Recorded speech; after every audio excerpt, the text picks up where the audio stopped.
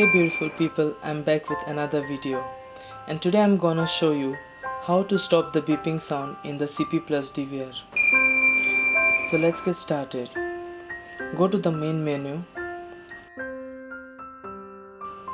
System Login, and enter the username and password.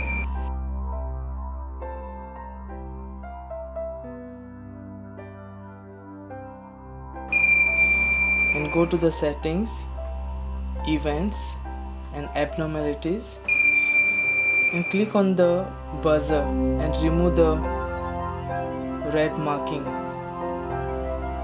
and press save and apply and wait for a few seconds.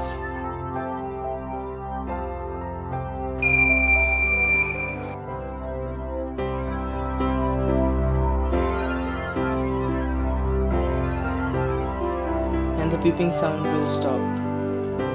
Thanks for watching. Please like, share and subscribe to all sorts.